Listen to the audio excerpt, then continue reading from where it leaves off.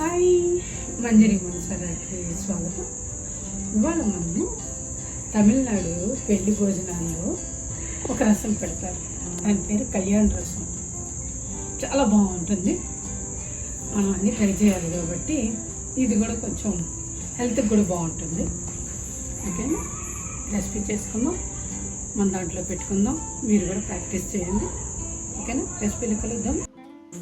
కావాల్సిన పదార్థాలు: ముద్దపప్పు, కొంచెం మసాలా, టమాటా, చింతపండు గుజ్జు, కరివేపాకు, కొత్తిమీర, ఇంగువ, పసుపు, ఉప్పు, అంతే సరిపోతుంది. ఇప్పుడు ఏంటంటే ఒక ప్యాన్లో ఆయిల్ వేసి పోపు వేసానమాట.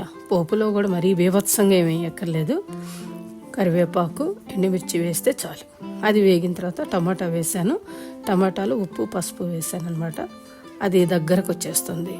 అవి వేయకపోతే ఏమవుతుందంటే ముక్కలుగా ఉంటుంది. టమాటా మెత్తగా అవుతుంది అన్నప్పుడు ముద్దపప్పు వేసేయటమే. ముద్దపప్పుని కొంచెము పప్పు గుత్తితో ఎనుపుకున్నాను. అది కూడా వేసి ఆయిల్లో కొంచెం ఫ్రై అవుతుంటే బాగుంటుంది. ఇక దీంట్లోకి మనము ఎంత పల్చగా అయినా చేసుకోవచ్చు. కొంచెం గిన్నె కడిగి నీళ్లు పోసాను. తర్వాత కొంచెం కొత్తిమీర, ఈ కరివేపాకు ఏంటంటే ఆ పచ్చిదాని మీద వేస్తే అది కూడా బాయిల్ అవుతుంది. చింతపండు గుజ్జు పోసాను.